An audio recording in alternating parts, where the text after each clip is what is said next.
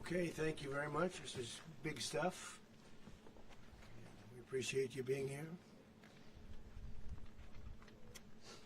Late last night and early today, at my direction, the United States Armed Forces conducted an extraordinary military operation in the capital of Venezuela.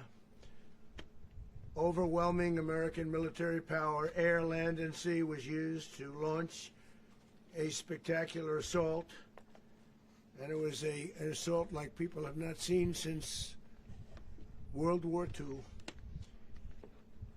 It was a force against a heavily fortified military fortress in the heart of Caracas to bring outlaw dictator Nicolás Maduro to justice. This was one of the most stunning, effective, and powerful displays of American military might and competence in American history. And if you think about it, we've done some other good ones, like the attack on Soleimani, the attack on al-Baghdadi, and the obliteration and decimation of the Iran nuclear sites just recently in an operation known as Midnight Hammer, all perfectly executed and done. No nation in the world could achieve what America achieved yesterday, or frankly in just a short period of time. All Venezuelan military capacities were rendered powerless as the men and women of our military, working with U.S. law enforcement, successfully captured Maduro in the dead of night. It was dark.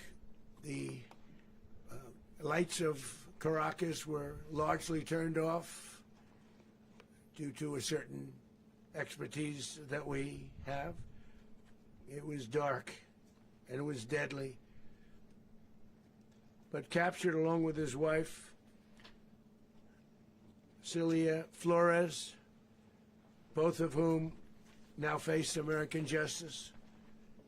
Maduro and Flores have been indicted in the Southern District of New York, it's Jay Clayton, for their campaign of deadly narco-terrorism against the United States and its citizens.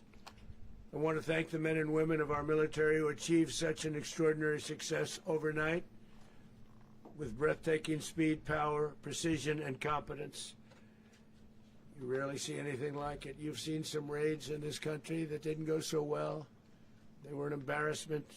If you look back to Afghanistan, or if you look back to the Jimmy Carter days, they were different days. We're a respected country again, maybe like never before. These highly trained warriors, operating in collaboration with U.S. law enforcement, caught them in a very ready position. They were waiting for us. They knew we had many ships out in the sea, just sort of waiting. They knew we were coming. So they were in a ready, what's called a ready position. But they were completely overwhelmed and very quickly incapacitated. If you would have seen what I saw last night, you would have been very impressed. I'm not sure that you'll ever get to see it, but it was an incredible thing to see. Not a single American service member was killed, and not a single piece of American equipment was lost. We had many helicopters, many planes, many people involved in that fight. But think of that, not one piece of military equipment was lost, not one service member was, more importantly, killed. The United States military is the strongest and most fearsome military on the planet by far, with capabilities and skills our enemies can scarcely begin to imagine. We have the best equipment anywhere in the world. There's no equipment like what we have, and you see that even if you just look at the boats. You know, we've knocked out 97% of the drugs coming in by sea. 90%. Each boat kills on average, 25,000 people. We knocked out 97%. and those drugs mostly come from a place called Venezuela. We're going to run the country until such time as we can do a safe, proper, and judicious transition. So we don't want to be involved with having somebody else get in, and we have the same situation that we had for the last long period of years. So we are going to run the country until such time as we can do a safe, proper, and judicious transition. And it has to be judicious, because that's what we're all about. We want peace, liberty, and justice for the great people of Venezuela, and that includes many from Venezuela that are now living in the United States and want to go back to their country. It's their homeland. We can't take a chance that somebody else takes over Venezuela that doesn't have the good of the Venezuelan people in mind. We've had decades of that. We're not going to let that happen. We're there now, and what people don't understand, but they understand as I say this, we're there now, but we're going to stay until such time as the proper transition can take place. So we're going to stay until such time as, we're going to run it essentially until such time as a proper transition can take place. As everyone knows, the oil business in Venezuela has been a bust, a total bust, for a long period of time. They were pumping almost nothing by comparison to what they could have been pumping and what could have taken place. We're going to have our very large United States oil companies, the biggest anywhere in the world, go in, spend billions of dollars, fix the badly broken infrastructure, the oil infrastructure, and start making money for the country. And we are ready to stage a second and much larger attack if we need to do so. So we were prepared to do a second wave if we needed to do so. We actually assumed that a second wave would be necessary, but now it's probably not. The first wave, if you'd like to call it that, the first attack was so successful, we probably don't have to do a second, but we're prepared to do a second wave, a much bigger wave, actually. This was pinpoint, but we have a much bigger wave that probably won't have to do. This partnership of Venezuela with the United States of America, a country that everybody wants to be involved with because of what we were able to do and accomplish, will make the people of Venezuela rich, independent, and safe. And it will also make the many, many people from Venezuela that are living in the United States extremely happy. They suffered. They suffered. So much was taken from them. They're not going to suffer anymore. The illegitimate dictator Maduro was the kingpin of a vast criminal network responsible for trafficking colossal amounts of deadly and illicit drugs into the United States. As alleged in the indictment, he personally oversaw the vicious cartel known as Cartel de las Solas, which flooded our nation with lethal poison, responsible for the deaths of countless Americans, many, many Americans. Hundreds of thousands over the years of Americans died because of him.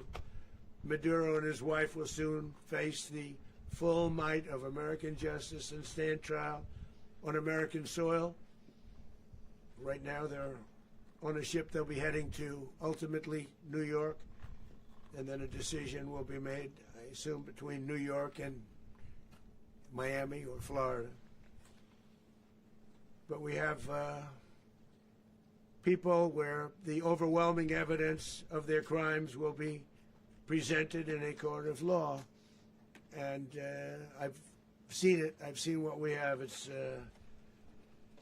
both horrible and breathtaking that something like this could have been allowed to take place.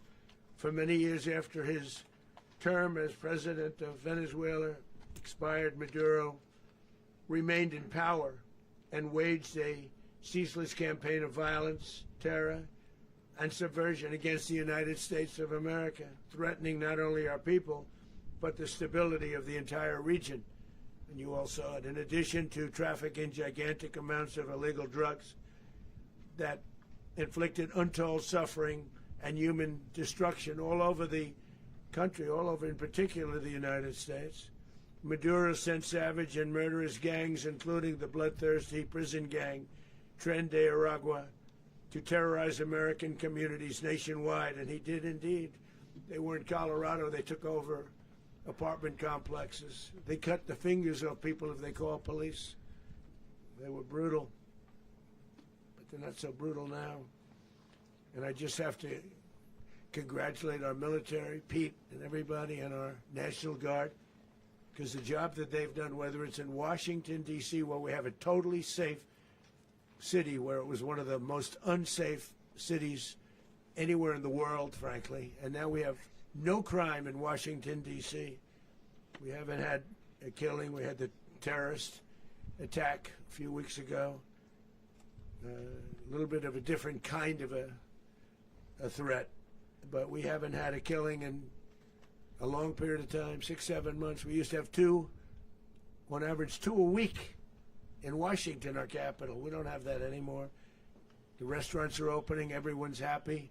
They're going, they're walking their daughters, they're walking their children, their wives, they walk to restaurants. Restaurants are opening all over Washington, D.C. So I want to thank the National Guard. I want to thank our military. And I want to thank law enforcement. Been amazing. And they should do it with more cities. We're doing it, as you know, and we're doing it in Memphis, Tennessee right now, and crime is down. We've just sort of started a few weeks ago, but crime is down now 77%. And the governor of Louisiana called, great person, and he wanted us to help him, as you know, in a certain very nice part of Louisiana, and we have done that. It was a rough section, and we have crime down. I understand it's down to almost nothing already after 2.5 weeks. New Orleans, it's down to almost nothing, and we've only been there for 2.5 weeks. Can't imagine why governors wouldn't want us to help. We also helped, as you know, in Chicago, and crime went down a little bit there. We did a very small help because we had no working ability with the governor. The governor was a disaster, and the mayor was a disaster. But it knocked down crime. But we're pulling out of there when they need us. We'll know. You'll know. You'll be writing about it. And likewise, Los Angeles, where we saved Los Angeles early on, where the head of the police department made a statement that if the federal government didn't come in, we would have lost Los Angeles. That's long after the fires. That's when they had the riots in Los Angeles. We did a great job. Got no credit for it whatsoever, but that's okay. It doesn't matter. We don't need the credit. But we'll be pulling out when they need us. They'll call, or we'll go back if we have to. We'll go back. But we did a great job in various cities. But the place that we're very proud of is Washington, D.C., because it's our nation's capital. We took it from being a crime-ridden mess to being one of the safest cities in the country. But the gangs that they sent raped, tortured, and murdered American women and children. They were in all of the cities I mentioned, Tren de Aragua. And they were sent by Maduro to terrorize our people, and now Maduro will never again be able to threaten an American citizen or anybody from Venezuela. There will no longer be threats. For years I've highlighted the stories of those innocent Americans whose lives were so heartlessly robbed by this Venezuelan terrorist organization. Really one of the worst, they say the worst. Americans like 12-year-old Jocelyn Nungary from Houston. Beautiful Jocelyn Nungary, what happened to her? They, as you know, they kidnapped, assaulted, and murdered by Tren de Aragua animals. They murdered Jocelyn and left her dead under the bridge. There was a bridge that will never be the same to so many people after seeing what happened. As I've said many times, the Maduro regime emptied out their prisons, sent their worst and most violent monsters into the United States to steal American lives. And they came from mental institutions and insane asylums. They came from prisons and jails. The reason I say both, they sound similar. Actually, prisons a little bit more hostile, a little bit tougher. A mental institution isn't as tough as an insane asylum, but we got them both. They sent from their mental institutions, they sent from their jails, prisons. They were drug dealers, they were drug kingpins, they sent everybody bad into the United States. But no longer, and we have now a border where nobody gets through. In addition, Venezuela unilaterally seized and stole American oil, American assets, and American platforms, costing us billions and billions of dollars. They did this a while ago, but we never had a president that did anything about it. They took all of our property. It was our property. We built it. And we never had a president that decided to do anything about it. Instead, they fought wars that were 10,000 miles away. We built Venezuela oil industry with American talent, drive, and skill, and the socialist regime stole it from us during those previous administrations, and they stole it through force. This constituted one of the largest thefts of American property in the history of our country. Considered the largest theft of property in the history of our country. Massive oil infrastructure was taken like we were babies, and we didn't do anything about it. I would have done something about it. America will never allow foreign powers to rob our people or drive us back into and out of our own hemisphere. That's what they did. Furthermore, under the now deposed dictator Maduro, Venezuela was increasingly hosting foreign adversaries in our region and acquiring menacing offensive weapons that could threaten U.S. interests and lives. And they used those weapons last night. Potentially in league with the cartels operating along our border. All of these actions were in gross violation of the core principles of American foreign policy, dating back more than 2 centuries. And not anymore.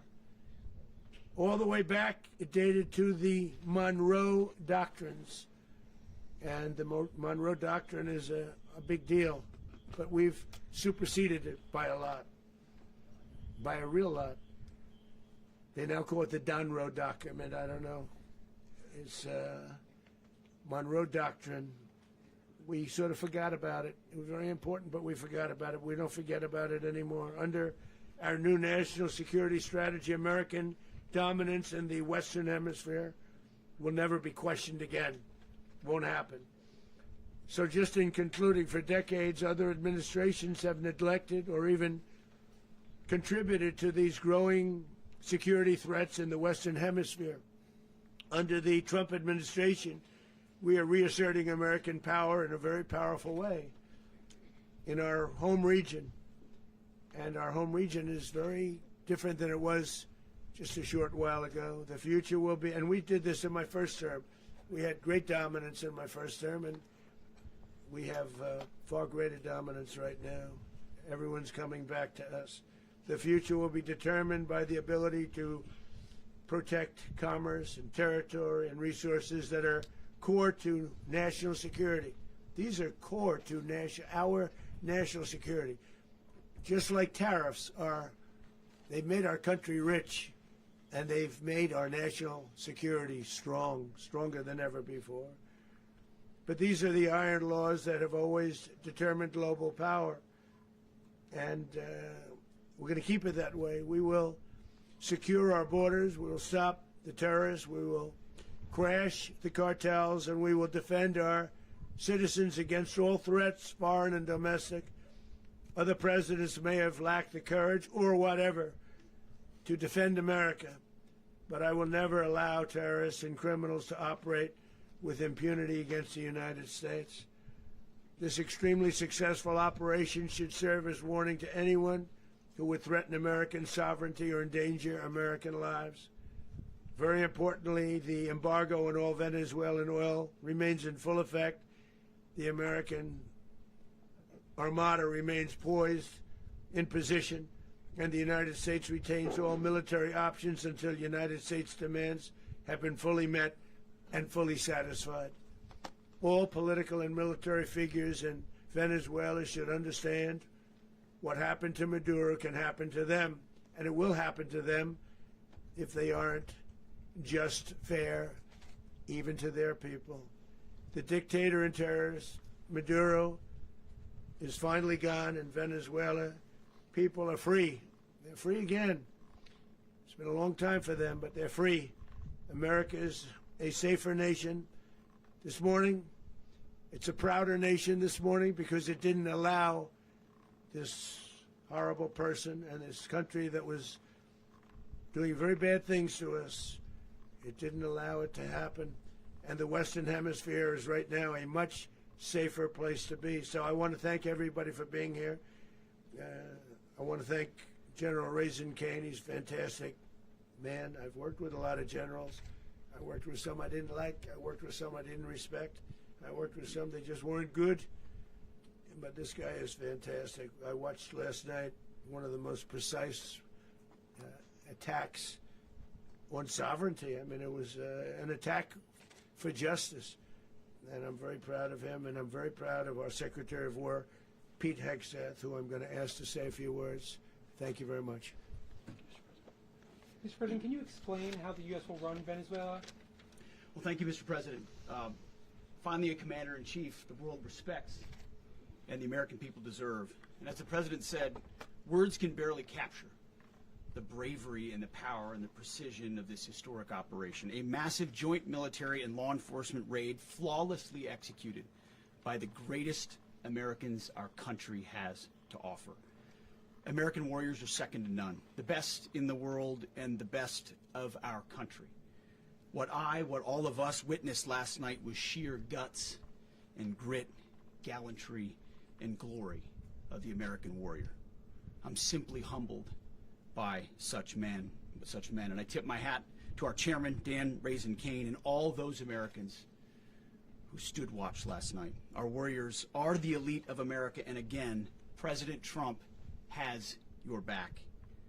No other country on planet Earth, and it's not even close, could pull this kind of operation off. And no other president has ever shown this kind of leadership, courage, and resolve. The most powerful combination the world has ever seen. As the President said, our adversaries remain on notice. America can project our will anywhere, anytime.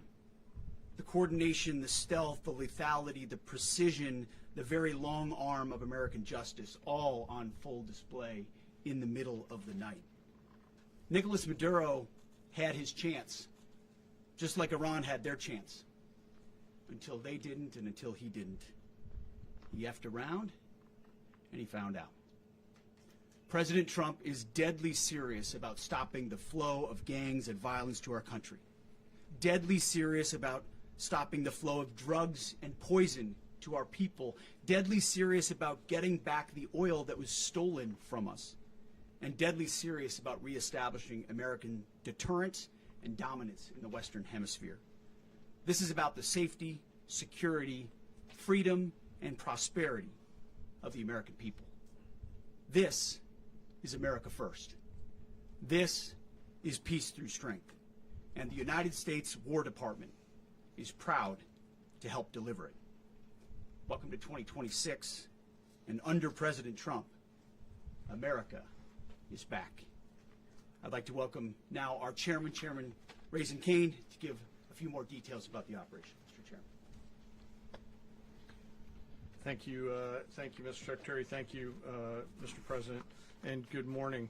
Last night, on the order of the President of the United States and in support of a request from the Department of Justice, as the President said, the United States military conducted an apprehension mission in Caracas, Venezuela, to bring to justice two indicted persons, Nicolás and Cecilia Maduro. This operation, known as Operation Absolute Resolve, was discreet, precise, and conducted during the darkest hours of January 2nd and was the culmination of months of planning and rehearsal, an operation that, frankly, only the United States military could undertake. What I'd like to do this morning is talk to you through some of the preparation and the details without compromising any of our tactics, techniques, and procedures. There is always a chance that we'll be tasked to do this type of mission again. Our interagency work began months ago and built on decades of experience of integrating complex air, ground, space, and maritime operations. While the past 2 decades have honed the skills of our special operations forces, this particular mission required every component of our joint force, with soldiers, sailors, airmen, Marines, and Guardians working in unison with our intelligence agency partners and law enforcement teammates in an unprecedented operation.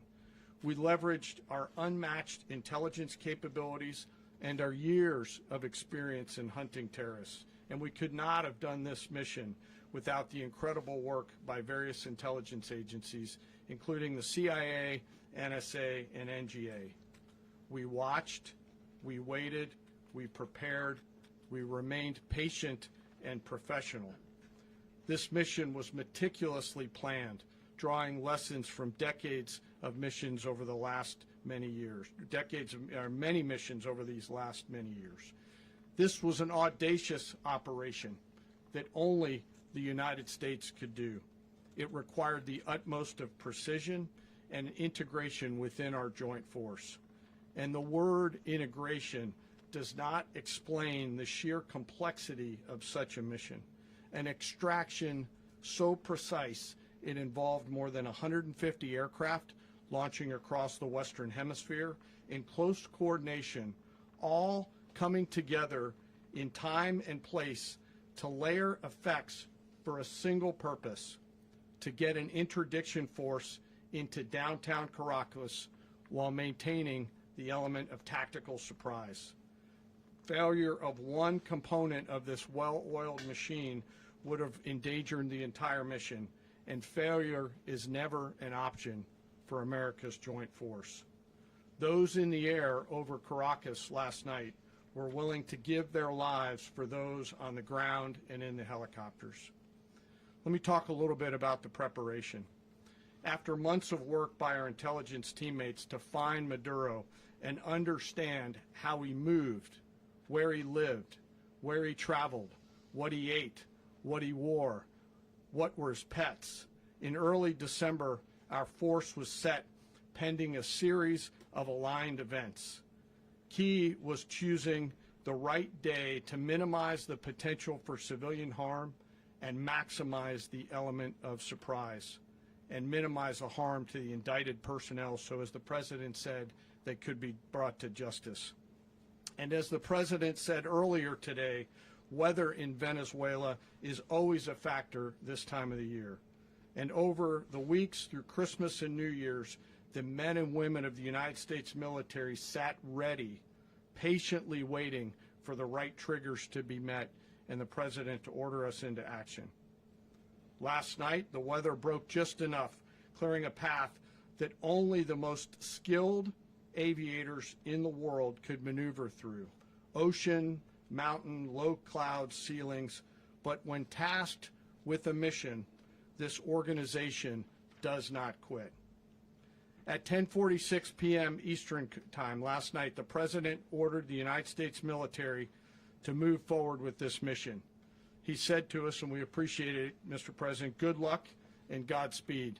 And those words were transmitted to the entire joint force.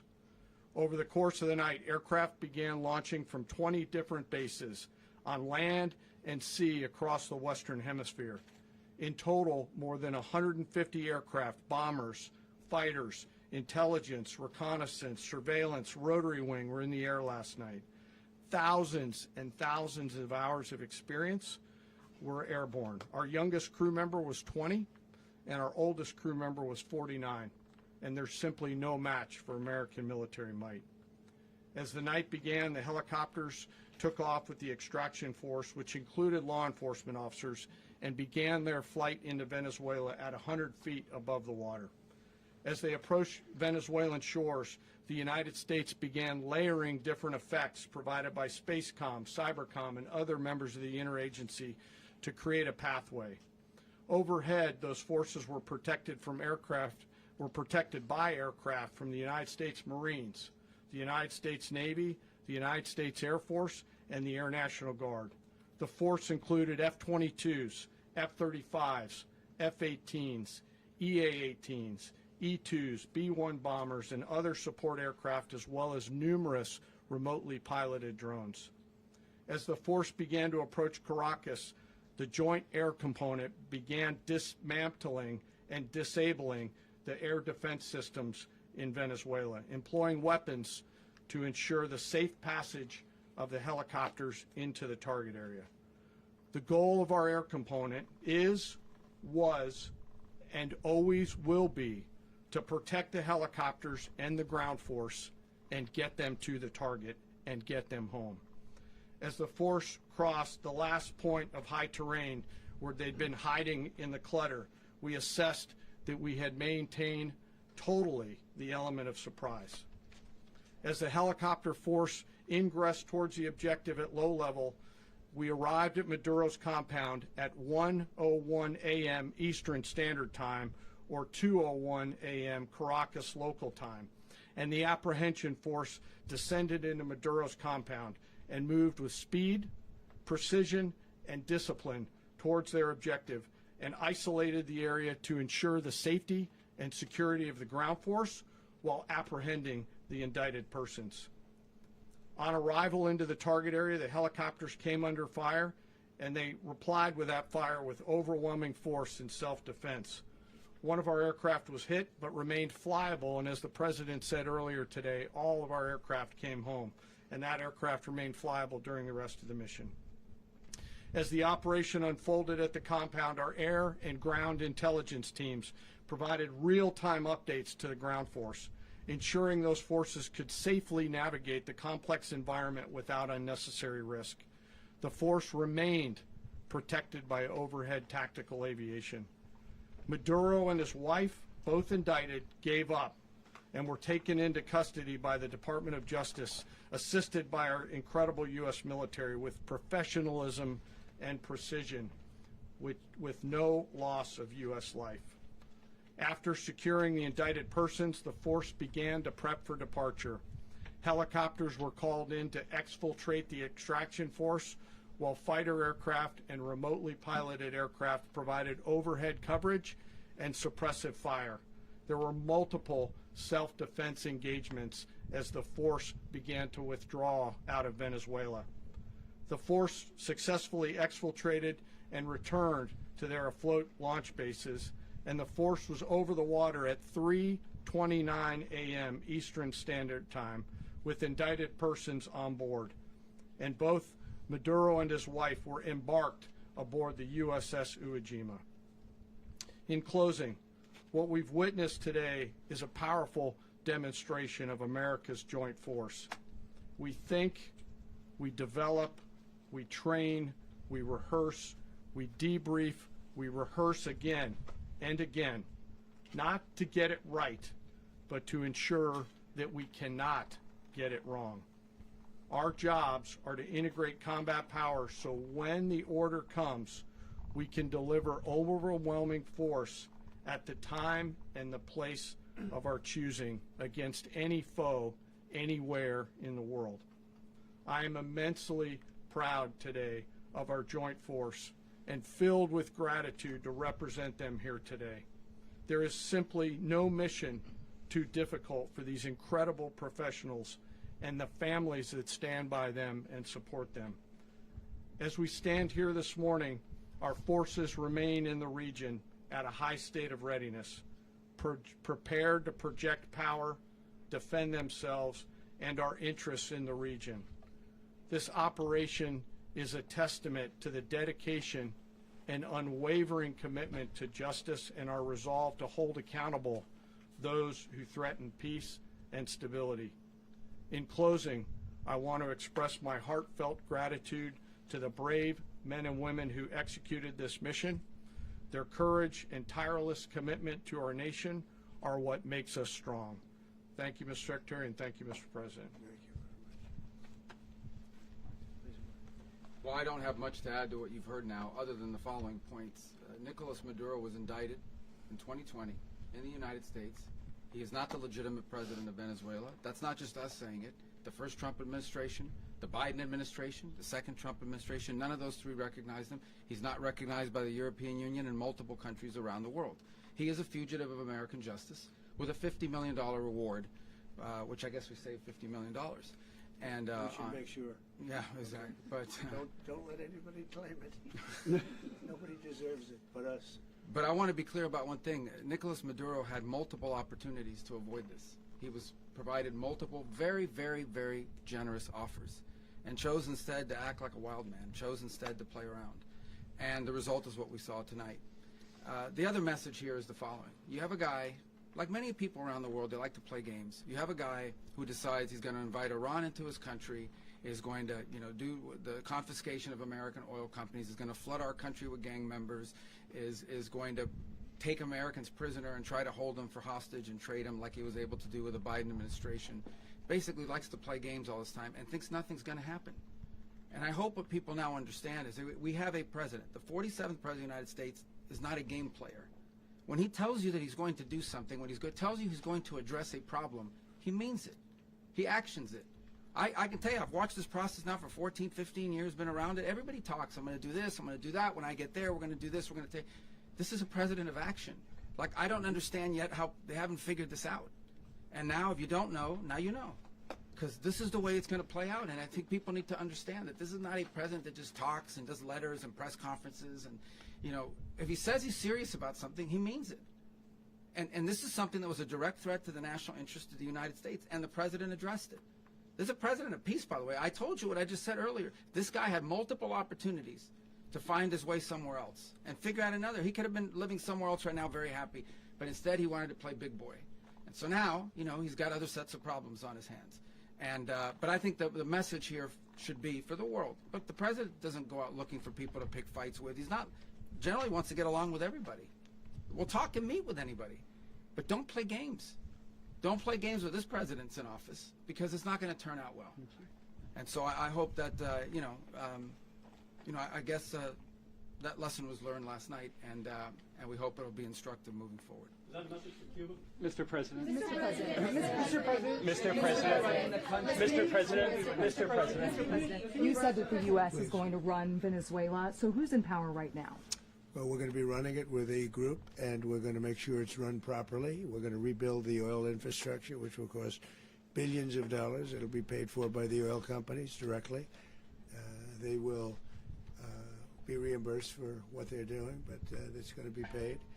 And we're going to get the oil flowing the way it should be. As you know, it was just a minor flow. It was actually a minor flow for what they have.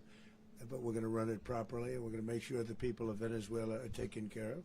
We're going to make sure the people that were forced out of Venezuela by this thug are also taken care of. Mr. President. Mr. President. Mr. President. Mr. President. President, does the U.S. running the country mean that U.S. troops will be on the ground? How will that work?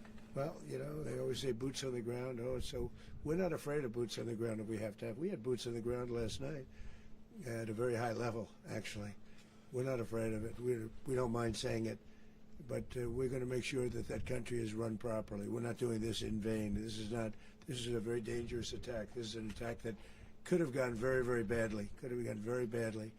We could have lost a lot of people last night. We could have lost a lot of dignity. We could have lost a lot of equipment. The equipment is less important, but we could have lost a lot. And we're going to make sure that this is proper. We're there now. We're ready to go again if we have to. We're going to run the country right. It's going to be run very judiciously, very fairly. It's going to make a lot of money. We're going to give money to the people. We're going to reimburse people that were taken advantage of. We're going to take care of everybody. It's very important. We couldn't let them get away with it. They stole our oil. We built that whole industry there, and they just took it over like we were nothing. And we had a president that decided not to do anything about it. So we did something about it. We're late, but we did something about it. Yeah, please. Mr. President, can you explain the exact mechanism by which you're going to run the country? Are you going to designate a U.S. official to coordinate? It's Can all you just being unpack that? being done right now. We're designating people. We're talking to Who people. We're specifically? designating various people, and we're going to let you know who those people are. Mr. President. What's the group you mentioned that would run Venezuela? Well, it's largely going to be, for a period of time, the people that are standing right behind me. We're going to be running it. We're going to be bringing it back. It's a dead, I talk about a dead country. A year and a half ago, we were a dead country. Now we're the hottest country anywhere in the world. We're a country doing better than any country anywhere in the world. And it required leadership. Venezuela has a lot of bad people in there, a lot of bad people that shouldn't be leading. We're not going to take a chance that one of those people take over for Maduro.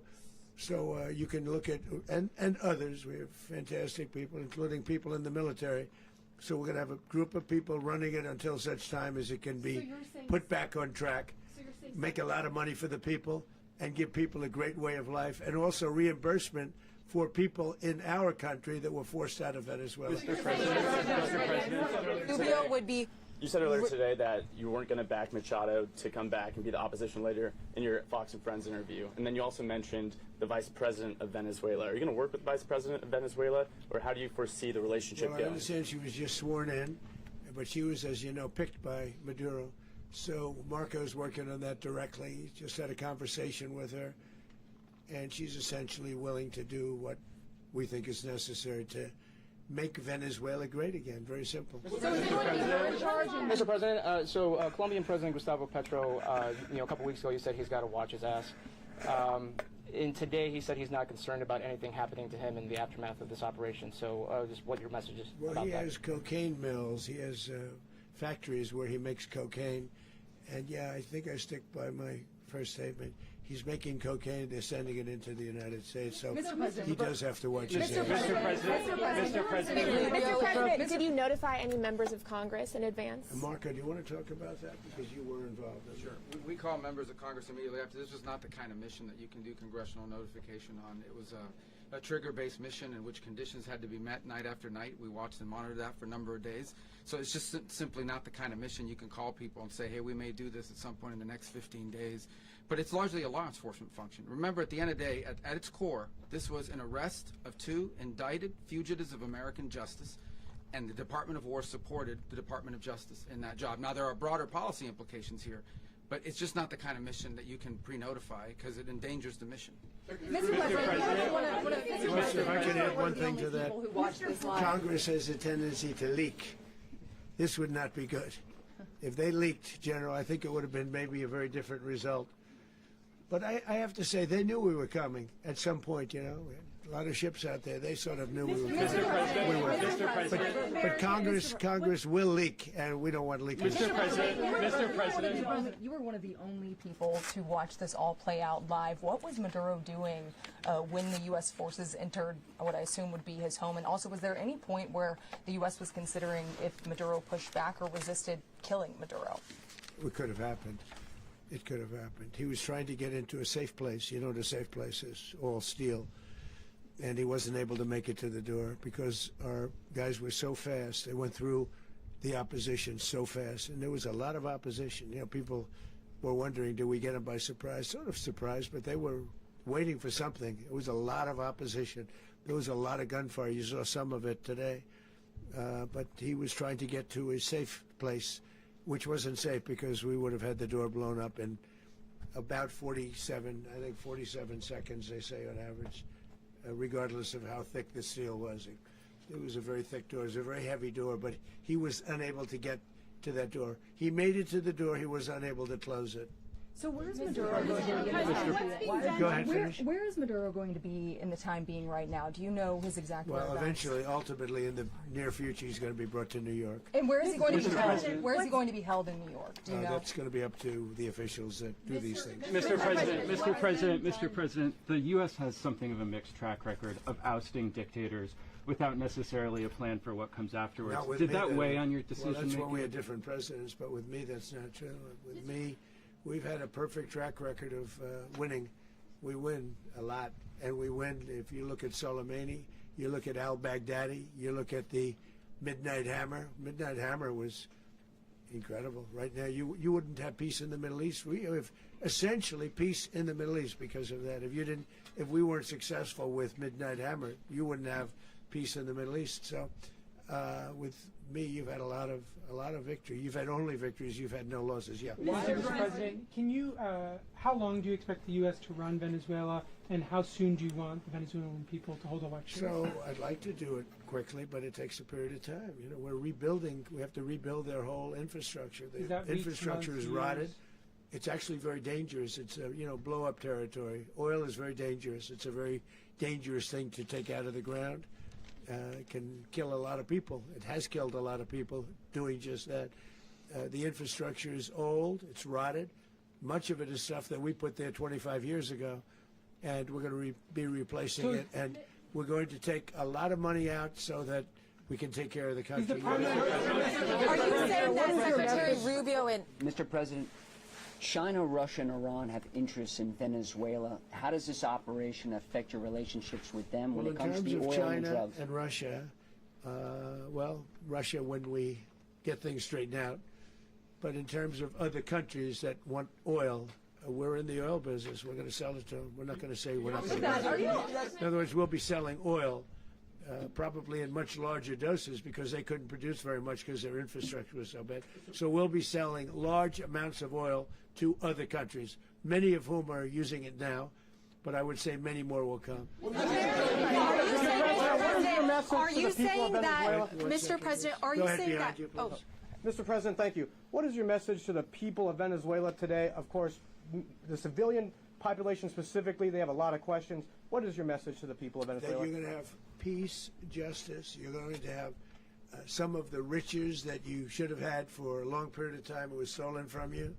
But you're going to have peace and you're going to have safety. You're going to have justice. You're going to have a country. You're going to have a real country. You're going to have potentially a great country. You know, if you go back 20 years, maybe even a little longer ago, that was a great country. And they destroyed it. Remember I said that if we lose this election, the United States will be Venezuela on steroids. That's what would have happened. Had we lost the election, the 2024 election, we suffered so badly when you look at the border from 2020. What they did, what Joe Biden administration did to our country should never be forgotten.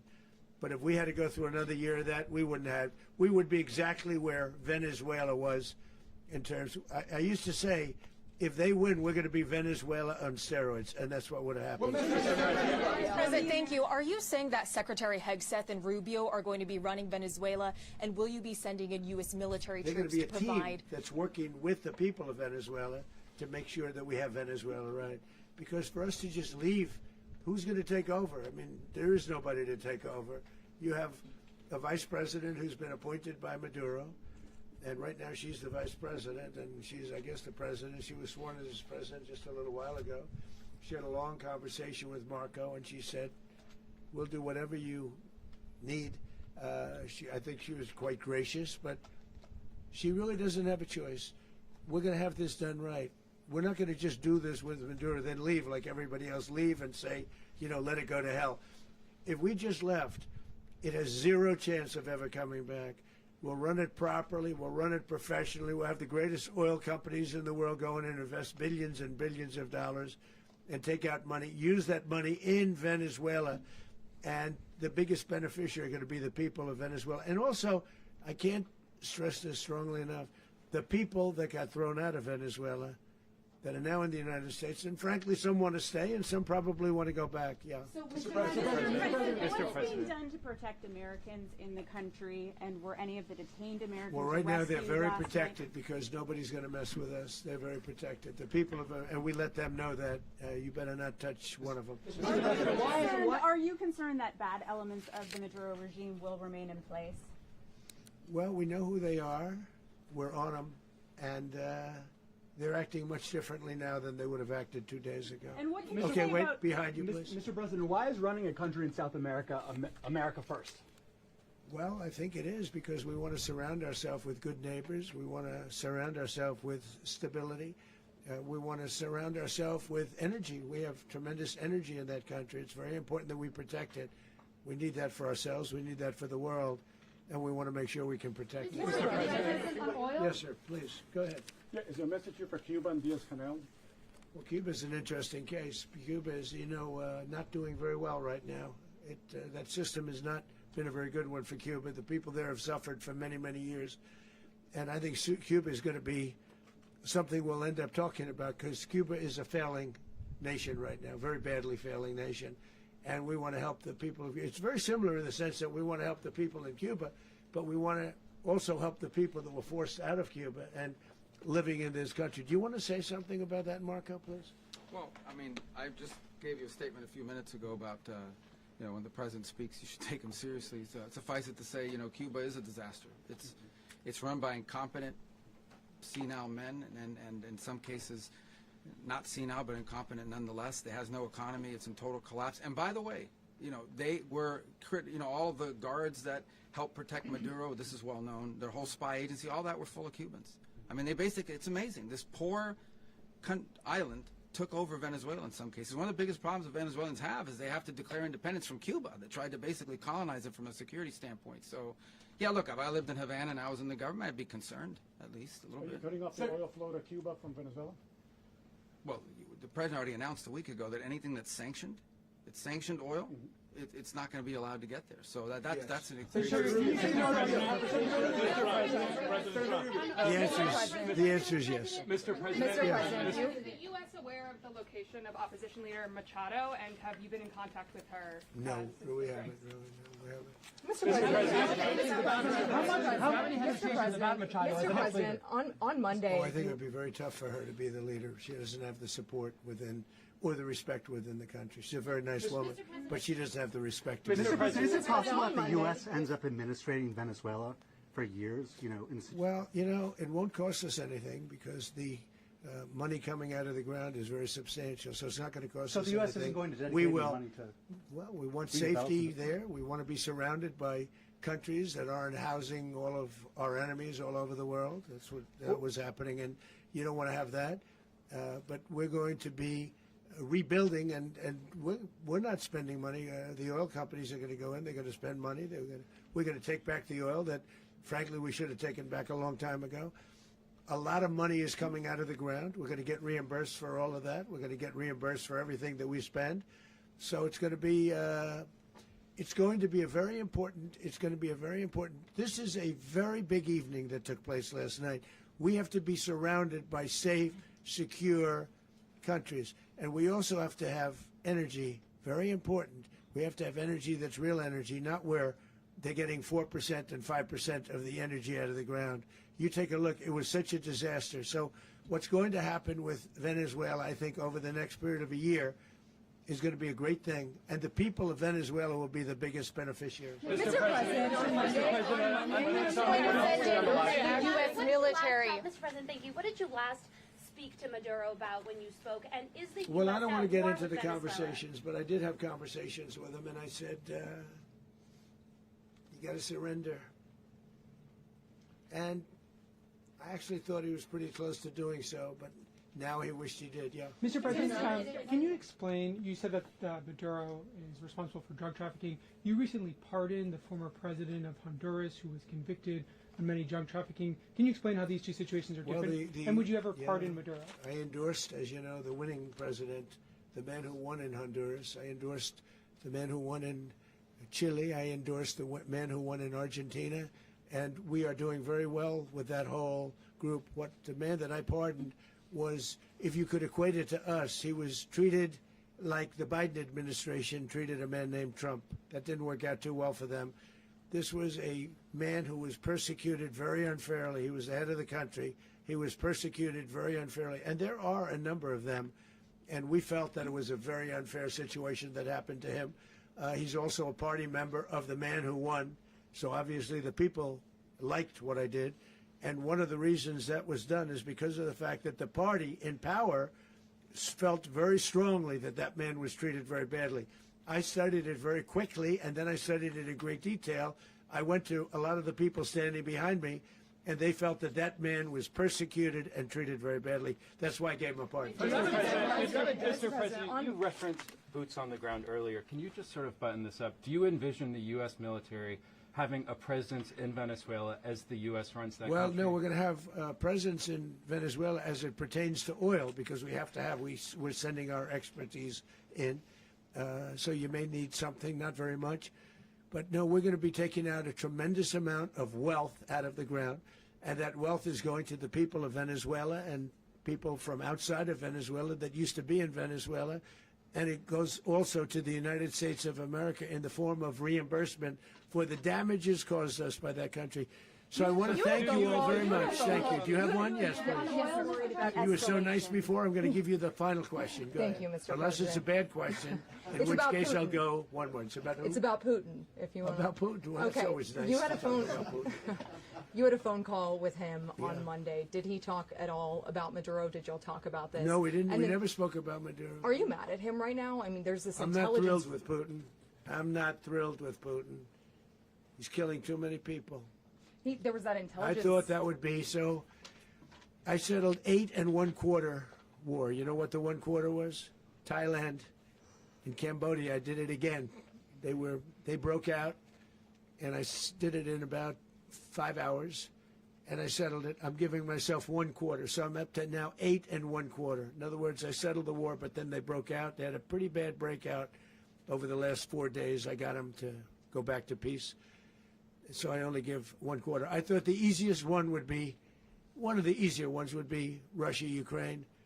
It's not. And they both have done some pretty bad things. And look, that's Biden's war. That's not my war. But I want to stop the lives. Did you see where last month, 30,000, it was 27,000 the month before. 30,000, mostly soldiers, were killed this last month. 30,000. I want to stop that. You know, I got NATO to pay 5% instead of the 2% that they weren't paying. They weren't paying 2, now they pay 5. And we send them a lot of munitions, we send them a lot of things, missiles and various other things, a lot. And they pay. The United States is not losing money. We're probably making money on that. It's the last thing I care about. I just want to stop all those people. We're losing 25, 30,000 human beings that come from 2 places that are very far away. But if I can stop, because it's something I've been pretty good at doing, deals, I guess. It's all a deal. Life is a big deal. But if I can stop that war and stop 30,000 young people, in addition to the fact that people are being killed in Kiev, people are being killed in other cities throughout, you know, a much smaller number, but they're being killed, viciously killed. So I'm not happy about it. I thought that would be something that would get solved. We have Mr. Witkoff here. I think that we're making progress, but that's a war that should have never happened. If I were president, it would have never happened. Putin says it. Everybody says it. If I were president, that would have never happened. But I inherited that war. That was Joe Biden, Zelensky, and Putin. I came into the situation, and it's a mess. And I will say this. I watched an operation last night that was so precise, that was so brilliant. I mean, it was incredible. If we had our people, like this general and our people involved, that war would not have gone on very long, that I can tell you. You told me That war, to use an old term, that war has become a bloodbath, and we wanted to get stopped. Thank you very much.